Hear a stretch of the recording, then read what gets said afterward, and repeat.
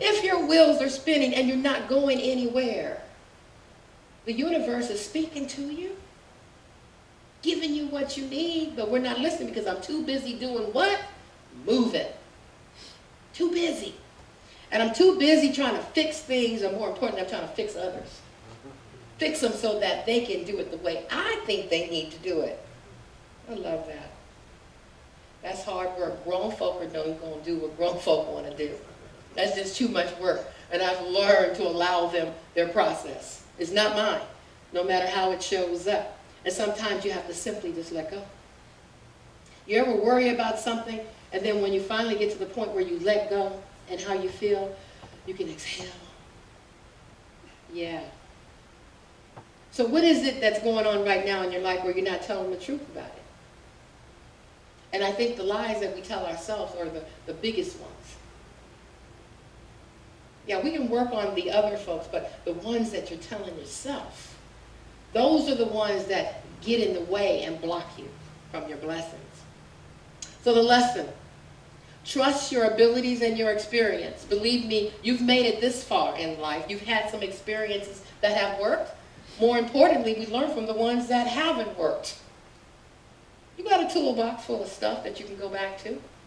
You know, you got folks calling you up talking about their issues and you helping them solve their problems, right? Yeah, most of us are good about solving other people's problems. I can tell you what to do, how to do it, give you all the medication you need, but I got to self-medicate. Oh, stop. Can't do it. What's that all about? So what's your truth? What is your truth? And are you one of the strong ones? You know, the strong ones, right? We don't need no one. The stronger you are, the more support you need to get through the meantime. Holding on to limitations is another way that we stay in the meantime. I love this one. I would, but. I want to, but. I thought about it, but. Are some of the main reasons that we find our butts in the meantime. We got a butt for everything, right? We get stuck. The world helps us in keeping us stuck. Holding on to limitations. There's another way that we stay in the meantime. Excuses, limitation, lack. It's all in our mind. It's a condition, man-made condition. And so how do you transcend that? You got to let what you see go. You got to step into the spiritual realm to bridge that gap, to bridge that valley, to bridge the meantime. And a lot of times, the limitations comes from fear as well. Fear of failure. I teach adults. And in that process of teaching adults, I think I've seen this one more than any of them. They will not get up or try something new because I don't want to look bad in front of my colleagues. Right? How about fear of success? Keeps us limited as well. That's a positive thing. What is that? But we block our blessings. Keeps us in the meantime. Well, my favorite is procrastination. Any procrastinators in the house? Yeah, got to have all the answers. Got to have it all pretty. Got to have it just right. Procrastination is a thief. A thief that steals the best years of your life. Robs you. Now, if someone held you up at gunpoint, you would call the law. Yeah. But you got the biggest thief in you. Procrastination. That's stopping you and blocking you, leaving you stuck and leaving you hoping and wishing that I could do something different. Well, guess what? We can. I want to read a piece from a poem, one of my favorites. It's called Pursue Your Passion. And it's by Kirk Nugent. And I'll read this part where he talks about, you know, us not reaching our full potential. He says, I never listen to what the pessimists are telling me because I know the richest place on the planet is a cemetery. There you will find books that were never written, loved ones that were never forgiven, ideas that were smitten, and dreams that were forbidden. soil that was never tilled, cathedrals that were never built, restaurants that were never open, chefs that never knew that they were smoking, paintings that were never drawn nor hung, songs that were neither composed nor sung, souls that never acted on what they really wanted to do. So don't you dare die with your greatness buried inside of you. Pursue your passion. If that's resonating with you, you're open. You're ready. You're ready to express fully. So what's stopping you from moving forward? Fear of the unknown? Fear of what's around that corner? Fear of what's next? Meantime lesson, you got to have faith, baby. You got to have faith. Faith of a mustard seed. You've had it before when you didn't know what was going to happen next and you didn't know where you were going to wind up next. You know those situations where you're laying back and you're like, God, if you just get me through this, I promise I won't be here again. And we wind up there again. So faith is that inner sense of knowing. It is that everything is going to be all right. It's that complete trust or confidence in something or someone. Faith. Blind faith. Have you heard that? Yes. When you don't know what's going to happen next. But the one thing that you begin to know is that if faith is in your toolbox, you begin to trust that my highest and best is unfolding right at this very moment. There's an uplifting for my greatest good in this process. So I know in my darkest hour, that's when I see the most light. That's when I see it. When we're in our darkest time, in that meantime, that's what hopes that you go to the depths of your soul to find the answers that are already within you. People pleasing is another thing that keeps you in the valley. Now, we all want to be loved, but what are you willing to do for love? What are you willing to sacrifice for this love? What does that look like for you? And are you making other people's priority a priority over what you need? You know, I call myself a recovering caregiver. I'm tending to folk. I'm making sure folk are okay. And then when I get finished tending to all the folk, oh, ain't nothing left for me. You see?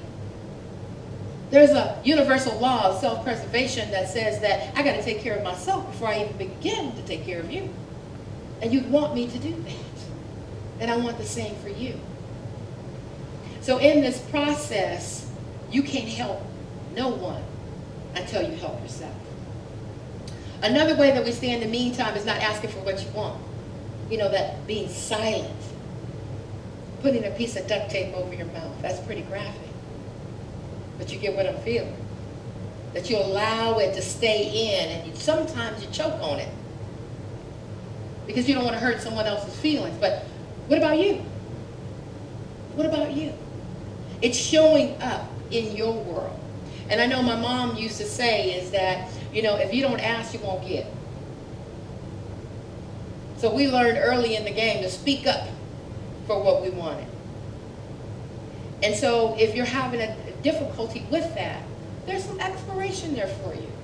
No one says that you're going to unlearn it overnight, but the universe is calling forth healing in that area of your life. And the bottom line is when you don't ask for what you need, guess what? The need gets bigger. It doesn't go away. It kind of festers, you know. Meantime lesson, be gentle to yourself. Be gentle with yourself. No matter how hard we try, we can't make things happen. Remember I said grown folk are going to do what grown folk want to do, right? Stop trying to make somebody do something that you want them to do. Concentrate on yourself and allow that energy to radiate outward. But it's easier to work on others than it is to do the work that we need to do for ourselves. The need to be right at all costs. I'm going to go down fighting in flames. I'm going to make sure you get my point. Is it really worth it? And if it's not worth it, you know, you may want to question the relationship. that you have, if you got to put that much energy out and always proving your point, it's a lot of energy. You're a choice. When you find yourself, I challenge you this week, you find yourself in one of those fights or resistance, instead of fighting, take a breath. Take a breath and ask yourself, is this about this situation, or am I re-stimulated about a past situation? Some incomplete business that I need to work on. Because the universe will help you call forth healing. And sometimes it shows up publicly. It comes out sideways sometimes. So with people, the lesson that I've learned about people is that people come into your life for a reason, a season, or a lifetime. When the reason is done, move on. But we stay. We hooked up 20 years ago, and you know, we were only supposed to be a one-night stand, and I'm still here, and I'm still unhappy. Amen? Yeah, yeah. Or how about a reason? People hook up and get together for a reason, right? And when that reason is done, it's over. Or we get together for a season. It's supposed to be a short amount of time. But we stay past the due date, past the expiration date, if you will. And it's very few lifetime relationships. Those are the relationships that are usually family, and you know, it's your kids, it's your parents. Those are the lifetime relationships. And if you're fortunate to have a partner, a lifetime partner, so be it. But if you have in your mind that relationships are for a season, a reason, or for a lifetime, and you can categorize them that way, it'll help you move through them and be able to let them go. One of the things I know is doing too much. Doing too many things will definitely keep you in the meantime, because you can't focus. You can't focus your energy on really what it is that you need to be doing. So many of us stay there with our minds all cluttered, all stuck, and then we wonder why we're not getting anywhere. We're wondering why we're stuck and why we're moving. So I know one of the meantime lessons, I want to leave you guys with this story. And the story is called, Are You a Reservoir, a Canal, or a Swamp? Okay? So let me give you a definition. The function of a canal is to channel water from one place to another, and water moves in an orderly